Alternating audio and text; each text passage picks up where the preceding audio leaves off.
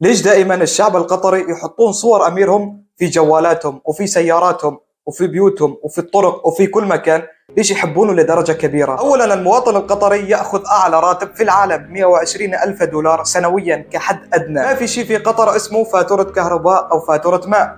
الكهرباء والماء في قطر مجانية لجميع الشعب القطري. المشافي في قطر مجانية لجميع الشعب القطري. قطر تستضيف أكبر حدث في التاريخ وهو كأس العالم، وبعد سنة راح تستضيف كأس آسيا. فازت الخطوط الجوية القطرية لقب أفضل شركة طيران في العالم. الجواز السفر القطري من أقوى 10 جوازات سفر في العالم، حيث يسمح لك بالسفر إلى 97 دولة مختلفة بدون تأشيرة. الطالب القطري اللي يدرس خارج قطر يخصص له راتب شهري من الدولة القطرية. يوجد في دولة قطر حديقة للنباتات التي ذكرت في القرآن الكريم، يعني أي نبتة ذكرت في القرآن الكريم موجودة في هذه النبتة في قطر، واسمها حديقة القرآن النباتية. حصل مطار حمد الدولي على لقب أفضل مطار في العالم. صنفت دولة قطر آمن دولة في الوطن العربي، ومن ضمن آمن 5 دول على مستوى العالم. إنها قطر، ما شاء الله تبارك الرحمن. أي دولة حابين نتكلم عليها؟ فوتوا على البث واكتبوا لي.